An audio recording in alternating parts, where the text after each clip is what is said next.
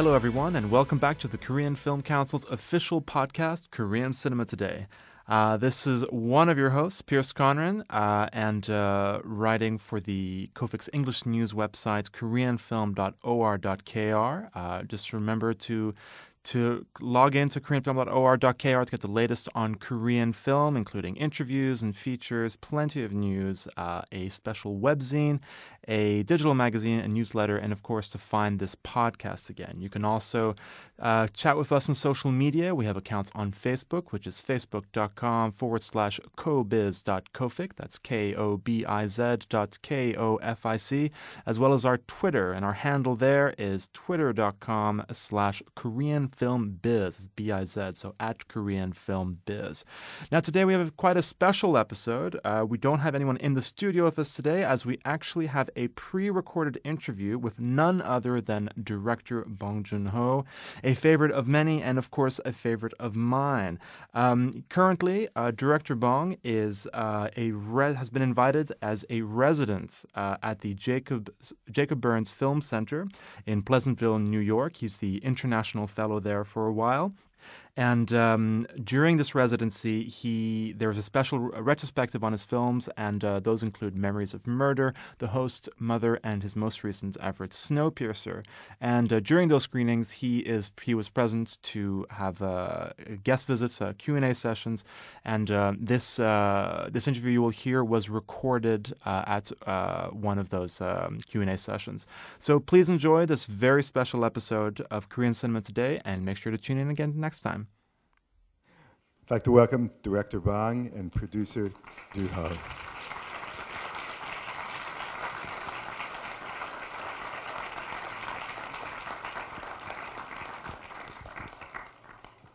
Wow, that film is just so amazing. You know, it starts out in one tone, and it ends on an almost operatic tone, and it just draws you in its intensity. It's just absolutely amazing. One thing that is interesting to me is that the Koreans, when they went to see this film, this was a story that they knew.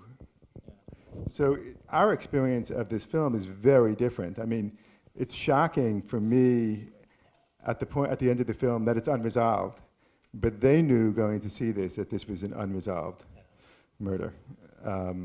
그 이유 때문에 많은 프로듀서들이 이걸 하지 말라고 그랬었어요. 범인도 못 잡는데 어떻게 영화를 찍을 거냐고.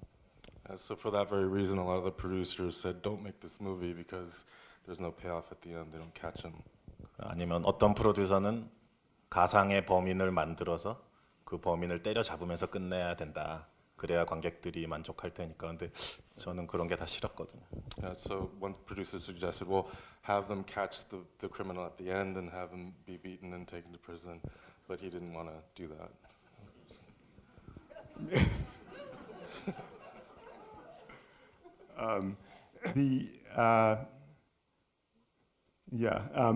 So, I mean, was it ever? So their experience of it is that they go in. I mean, they knew beforehand that this was this was a murder that they were talking about. So why is that particular serial killer has such a particular psychic hold on the Korean imagination? It's because it's associated with the dictatorship, because it was never resolved, because it's particularly brutal.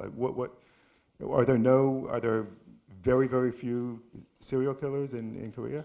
일단 그 3년에 걸쳐 10명의 여성들이 살해가 됐는데 범인을 못 잡으니까 당연히 모두가 너무 무섭고 미칠 수밖에 없겠죠. 일단은. Well, first of all, over 3 years, 10 people were killed, and they never caught them. So obviously, that's something that's very frustrating for the Korean people. 그리고 사건에 연관된 사람들이 의외로 많았었어요. And also, there were a lot of people that were connected somehow to the incident. 죄 없이 그냥 끌려가서 구타당하고 고문당하고 이랬던 사람들도 되게 많았었고요. Many innocent people were tortured and accused of being criminal. So 한국 사람들한테 되게 큰 어떤 집단적인 트라우마 같은 것이었죠. 어떻게 보면. So it was like kind of a group trauma, a mass trauma for all Koreans. 어떻게 보니까 실패에 관한 얘기죠, 이 얘기는. 80년대 한국 사회가 실패했던 되게 뼈아픈 기억에 관한 얘기라고 생각이 들어요. So it's a story of failure. It's really about what happened in the 80s, and it's a real sort of sad story. 그러다 보니 가상의 범인을 만들어서 때려잡으면서 끝낼 수는 없었겠죠. And so of course he couldn't take that producer's advice and have that sort of fake ending with the murderer being caught. And was it always going to be the case that you were going to fast forward to a modern Korea at the end and contrast it to the Korea in which this took place? Yeah, the actual serial killing happened in the middle of the 1980s until 1991 or 2, and the epilogue of the movie is 2003. So 16, 17 years gap there. It's a huge difference because Korean society changes so quickly. So you already watched the movie. It's full of violence. Everyday life is violence. 그 형사반장이 그러잖아. 그 때리지 말라 그래 지금서 자기도 때리잖아 그 형사를. Yeah, so the head detective's like, I told you not to hit him, and then he hits somebody else, and they're all very violent. 그런 시대였어요 80년대는. Yeah, that's what the 80s was like in Korea. 저도 고등학교 다닐 때 많이 맞았고요 선생님한테. So when he was in high school, he got hit by his teacher a lot. But my son is there, but it's impossible now in Korea. So if somebody tried to hit student, it's just 5 second rate. It's all in the YouTube and also mobile phone. And so. What did your son think of the film? 아직 얘기 못했지. 방금 끝나자마자 왔는데 Just saw 그런 it, so 걸 you 물어보니. didn't have a chance to talk to him yet. I'm curious about. So actually, we're going to pass the mic around. Is it already? Because we'd like to open this up to the audience. But so I presume that that sort of that kind of corrupt and brutal sort of police forced confessions are now a sort of a culture thing that culturally different. It doesn't happen in that way anymore. I'm curious. The other thing that appears in this film is that the women filmmaker, I mean policeman, is completely disregarded. She has very, very good instincts, but they regard her as just being good enough to fetch coffee. Is that changed as well?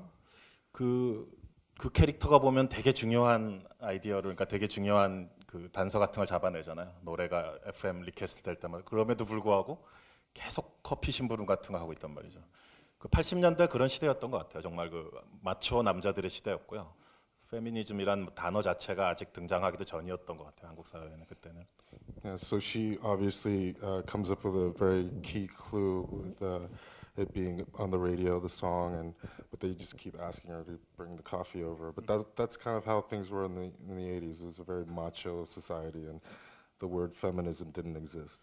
요즘 같은 상황에서 한국에서 저런 일이 벌어서 아마 그 여자 순경이 아마 바로 그날 집에 가서 트위터를 하겠죠. 그래서 이제 바로 쫙 퍼지고 아마 그 형사들이 매장됐을 것 같아요. So if something like that happened today, she would have gone home and tweeted it, and those guys would have been sent away right away. Just as a general question, I was wondering what your individual process is for how you prepare on a daily basis for a shoot. Like, how do you prepare how you're going to verbally communicate to the DP what you want out of a shot? How are you going to verbally communicate to your actors what you want? 그건 뭐 그냥 내 직업 자체를 얘기해야 되는 상황인데. So he has to describe what his job is as a director.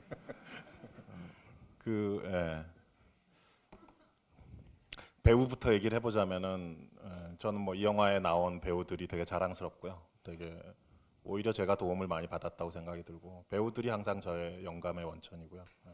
So to start with the actors, though, they help him a lot and they give him inspiration, and he's very proud of this cast. 그리고 뭐 카메라라든가 뭐 그 공간의 설계라든가 프로덕션 디자인이나 뭐 그런 것들은 제가 되게 정교하게 설계를 하고 또 스토리보드를 항상 100% 다 준비해서 촬영을 하죠. 그렇지만 배우에 있어서만큼은 최대한 뭐 임프로바이즈 하게끔 뭔가 좀 새로운 게 계속 현장에서 떠오르는 뭔가를 하게끔 많이 이렇게 부추기는 편이에요.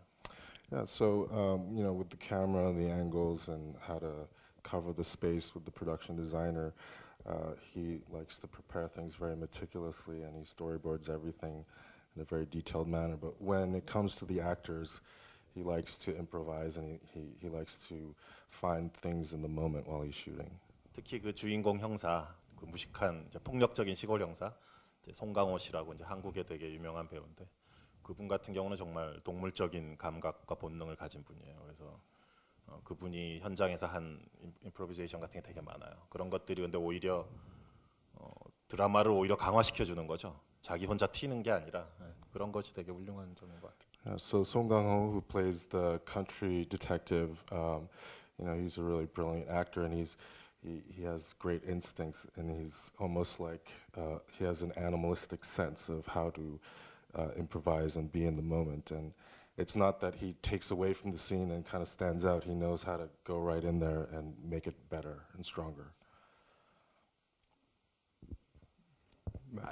I've spent quite a lot of time in Korea. This is the first Korean movie I've ever seen where America is not the villain. There was no mention of the occupation. There was no mention of rapes or pillage or whatever. It was very interesting. It's a very powerful film. So when Koreans see it and think back to that time, that was Chun Doo-hwan was president. Now do they say, hey, we've really moved beyond that, and we can sort of laugh at that because we're completely different?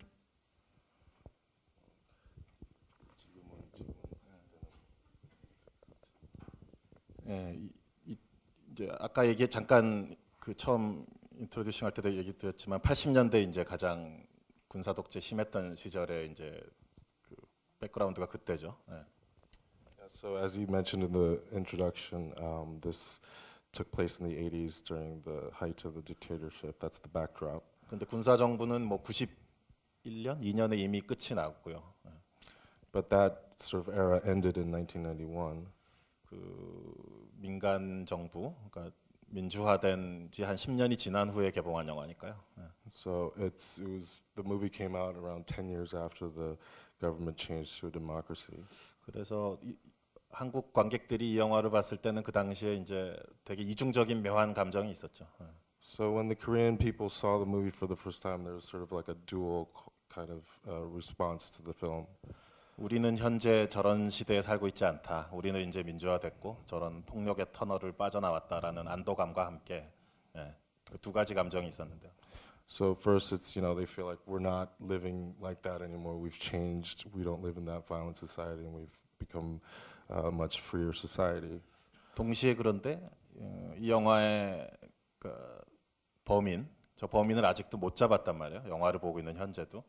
그래서 풀지 못한 숙제 또는 과거의 아픈 화살이 날라와서 이렇게 가슴을 팍 찌르는 느낌.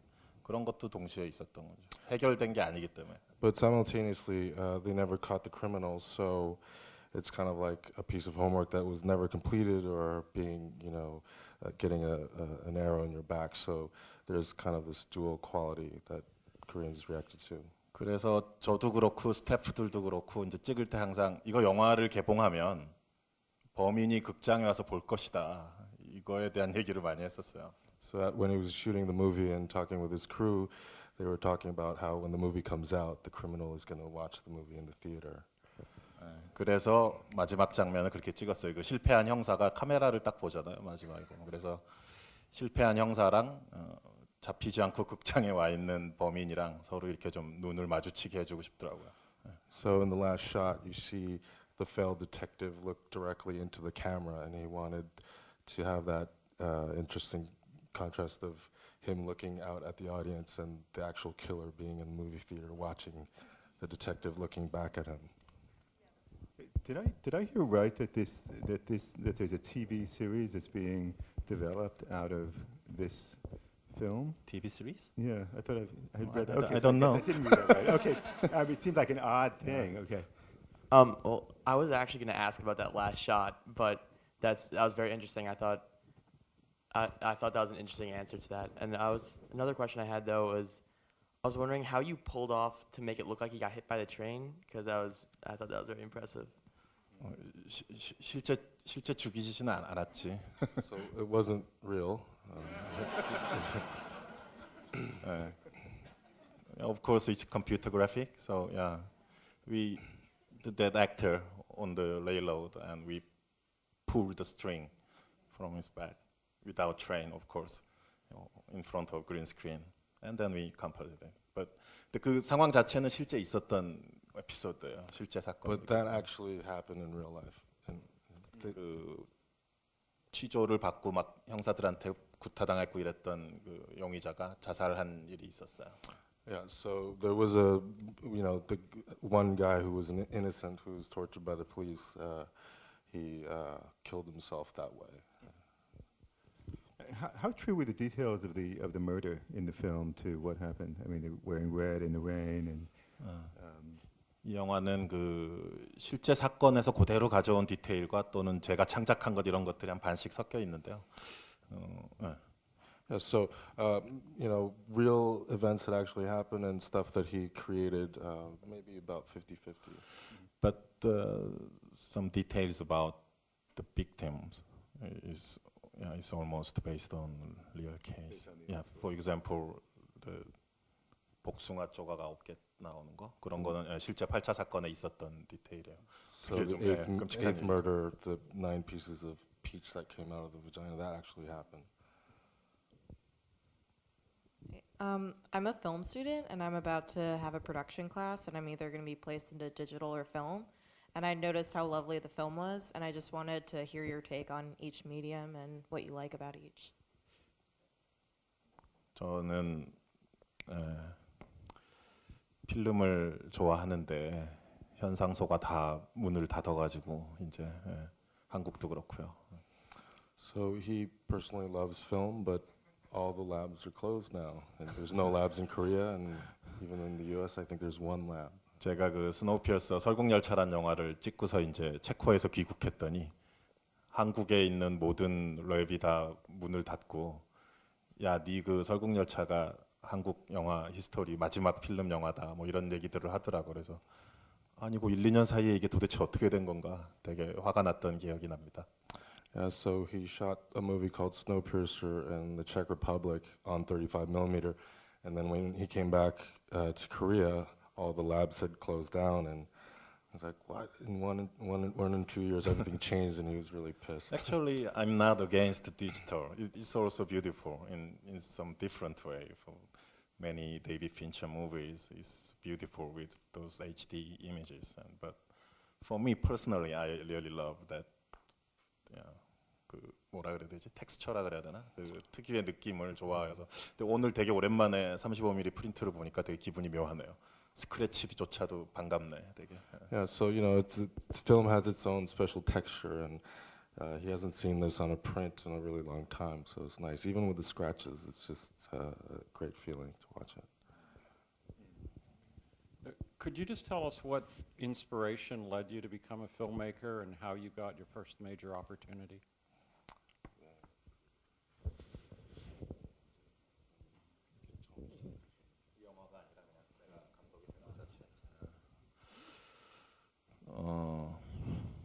왜 내가 감독이 됐는지는 잘 모르겠는데요.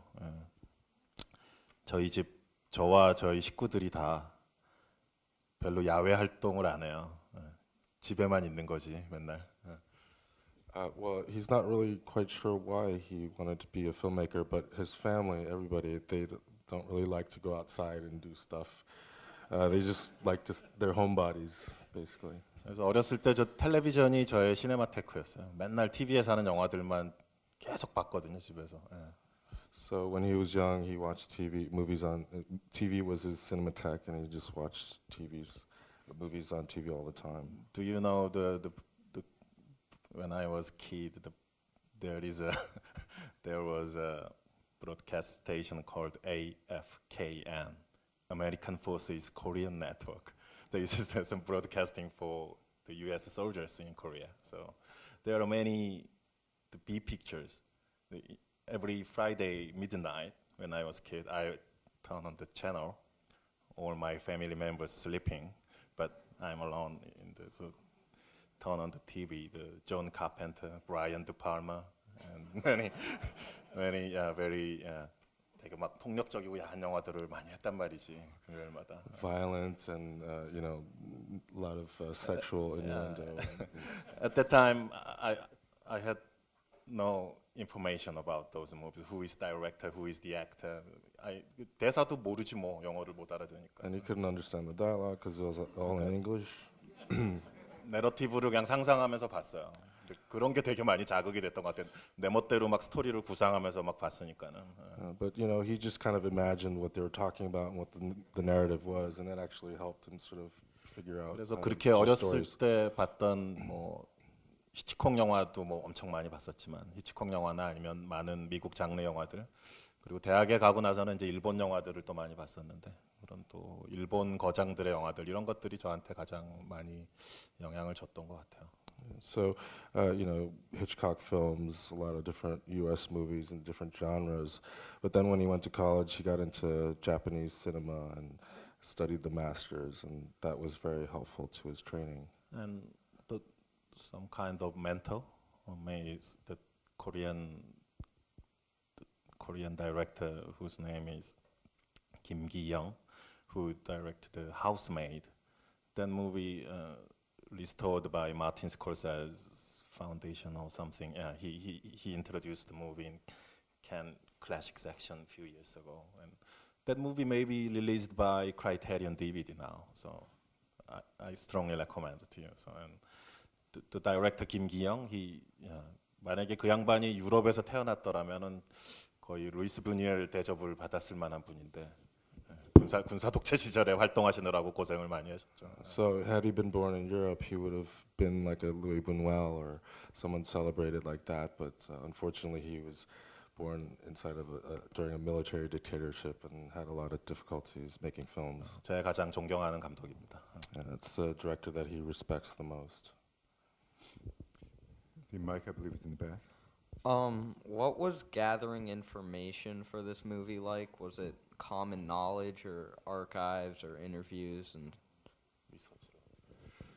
그 리서치 기간이 당연히 되게 길었어요. 이게 되게 거대한 큰 연쇄살인 사건이다 보니까 그 시나리오를 제가 1년 썼는데 그 1년 중에 한 반, 6개월은 리서치만 했던 것 같아요.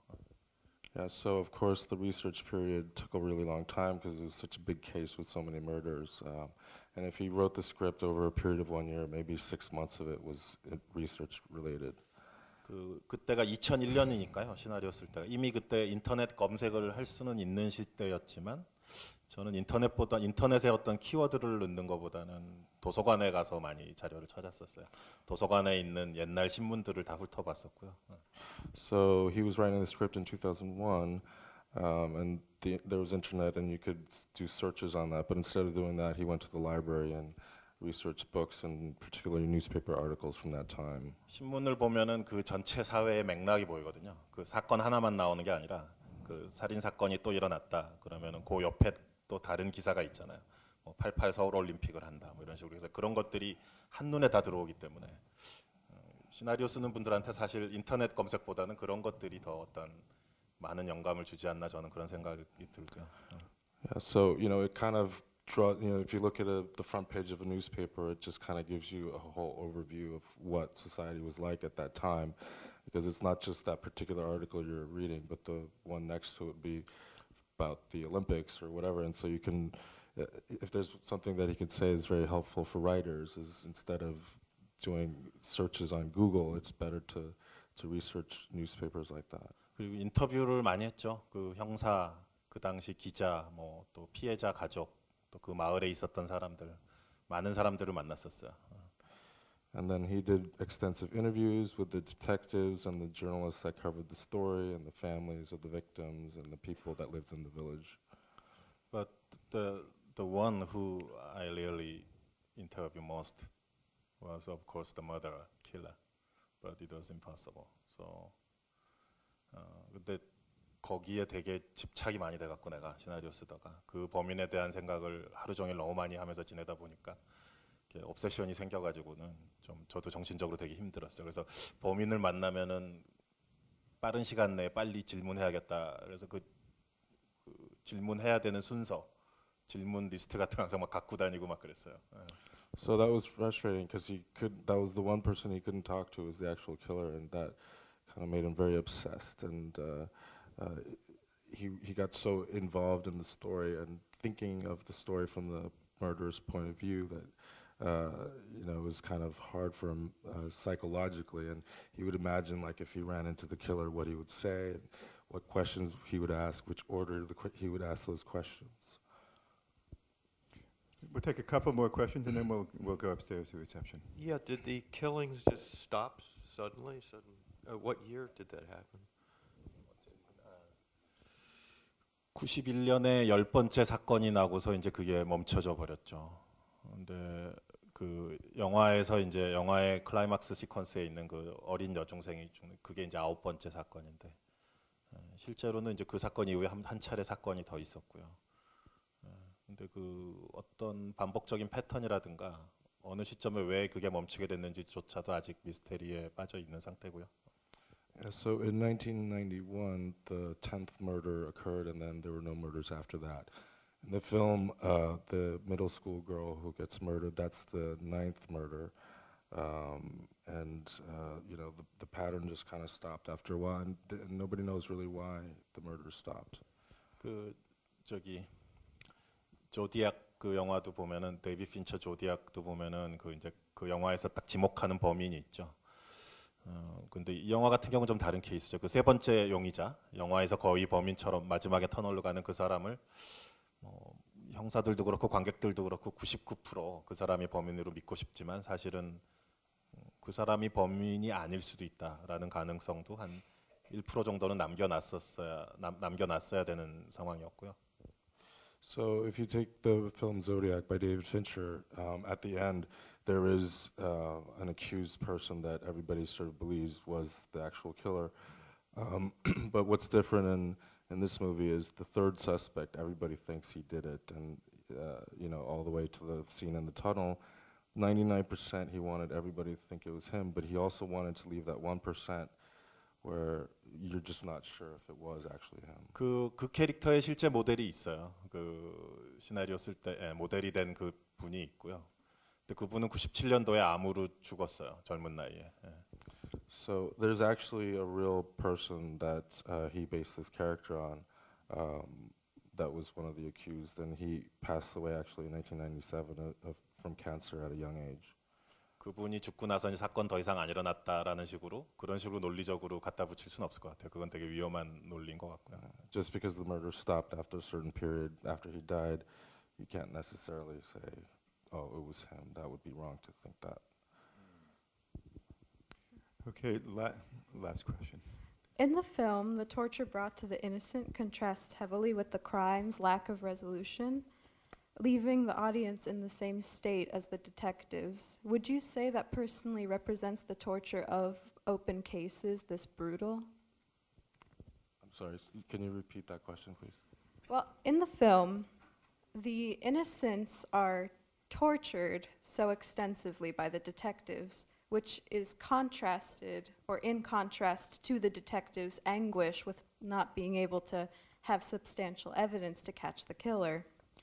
So I was wondering, like the audience, if you personally felt that this film accurately represented how one feels when an open case like this is unsolvable. 사실 시나리오를 쓸 때 저 자신에게 했던 가장 핵심적인 질문이 우리가 왜 실패했을까, 왜 범인을 못 잡았을까 하는 거였거든요. So actually, when he was writing the script, the main thing that he thought about was, well, how come we couldn't catch this guy? 살인범은 너무나 스마트하고 형사들은 바보 같아서 물론 그런 면도 좀 있겠죠. 그렇지만 그게 다는 아니었다고 생각하고요. So the murderer was so smart and the detectives were so foolish. That's why. But there's some truth in that, but that's not the whole truth.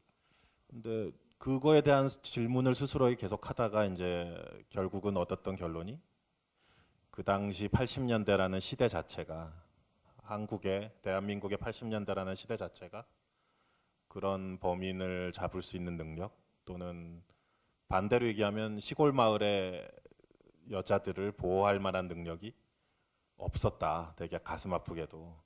그런 결론에 도달했어요. 그러면서 이제 시나리오가 쭉 풀려나가기 시작했거든요.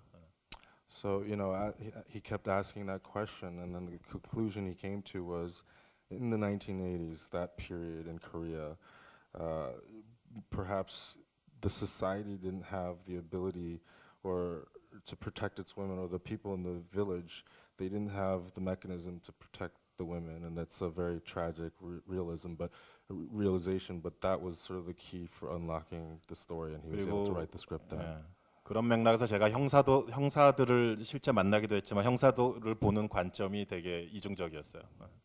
So, you know, when he met the actual detective and interviewed them, like from his point of view, it was sort of a dual kind of 예, feeling. 미국식으로 표현해서 정말 배드애스 같은 인간들도 많으니까 정말 그 죄 없는 사람 때리고 그 용의자를 인권을 짓밟고 그런 면도 있고 동시에 또 그런데 이 사람들 만나서 얘기해 보면 그때 자기들이 범인 못 잡고 이런 것 때문에 막 너무 자책하고 괴로워하면서 평생 그게 자기 한이 됐다고 하면서 막 또 울어요, 어린애처럼. 지금도 막 범인 잡고 싶다고 하면서 그 자료를 개인적으로 가져다니고 막 울고 그래요. 범인을 잡고 싶었던 그 마음만큼은 어린애처럼 진심이었던 것 같아요. 근데 어떻게 잡아야 할지 그 방법을 몰랐던 거예요, 이 사람들은. 그런 테크닉도 없었고 과학도 없었고 그저 사람을 잡아다 두들겨 패고 이런 방법밖에 몰랐던 거죠. 이게 되게 비극이었던 것 같아요. 어떻게 하려나? It's pretty tragic because you know, when he met the actual detectives, he can tell like, oh, these guys were really bad. You know, they did terrible things and they beat innocent people, but at the same time, they felt so much anguish and pain for not solving the crime, and even one detective would cry and say how much of a failure he was, and you know, who would still try to find clues to the murder and have research in his pocket. And so that sort of dual quality was something that he found very sad and tragic when he came across these people. Did you always know that you were that the whole movie was going to lead to that one shot of the country detective filling the screen saying "fuck"? I can't tell. I mean, was that? I mean, because it's an amazing. Or did you come to that because his face is just so amazing as an actor? I'm just curious whether that was always the way you envisioned the film moving that way. 처음에 이 시나리오를 쓰고 이제 스토리보드 단계로 넘어갈 때 드는 생각이 이게 사람의 얼굴을 따라가는 어떤 전이다. 얼굴의 로드 무비다. 뭐 이런 생각을 했었어요. When he finished the script and started storyboarding, he thought, okay, well, this movie is about faces. You know, it's following different faces. It's like a journey or a road movie of different faces. 일단 형사 자체도 사람의 얼굴을 보면은 죄가 있나 없냐를 안다고 하는 자기가 무슨 샤먼처럼 그런 형사 자체도 그런 말도 안 되는 얘기를 하는 사람이지만 플롯의 구조도 이제 첫 번째 얼굴, 첫 번째 용의자의 얼굴, 두 번째 얼굴, 세 번째 얼굴. 점점 범인의 얼굴을 향해서 근접해가는 얘기거든요. Yeah, so you know, the detective is like, oh, I could tell by looking at his face if he's guilty or not. You know, he's kind of like a shaman. But even the plot, the structure, it's like the first accused and the second and the third. It's really a story about going into the faces and trying to find clues. 결국은 그렇지만 우리는 비극적으로 이 영화에서 범인의 얼굴을 확인을 못하죠. 그게 이제 우리를 되게 괴롭게 하는 거고요. 우리가 보통 그 몽타주라 그러죠. 그 수배 용의자들 할 때 이렇게 몽타주 만들어서 붙이잖아요. 그게 항상 그 죄를 지은 자의 얼굴을 확인하고 싶어하는 그런 본능이 있어요, 인간이. 옛날에 뭐 주홍 글씨, 스칼렛 레터 찍는 것도 그래서 그런 거라고 보는데 죄 지은 자의 얼굴을 확인하고 싶어하는 게 항상 인간의 본능인데 그게 안 되니까 이제 되게 미치겠는 거지. Yeah, so you know, then the tragic thing is the one face that we can't see is the actual murderer's face, and I feel like, you know, like in the Scarlet Letter, it's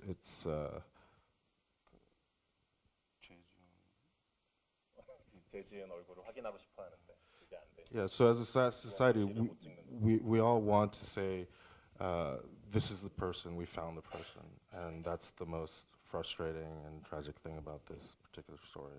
결국은 되게 귀엽게 생긴 여자애가 마지막에 말하잖아요. 그냥 평범하다고 그 사람 얼굴이. 그런 결론밖에 내릴 수 없으니까 그게 제일 무서운 거고 그 범인이 뭐 아마 뉴저지 어딘가에 살고 있을지도 그러지 않기를 바랍니다. Yeah, so you know the cute kid at the end, and she's trying to describe the guy's face, and she's like, oh, he's got a plain face, he's just ordinary, and you know he could be anywhere, he could you know, he might be in New Jersey living a happy life right now. It's kind of scary. 그래서 배우들의 얼굴도 중요할 수밖에 없었어요. 얼굴을 어떻게 찍느냐가. Yeah, so of course, you know, actors' faces, how do you shoot that? That inevitably became a very important aspect. Okay, so Director Bang and Dooho are going to join us upstairs. We're going to all go upstairs to a reception. And thank you for... And Thank you. And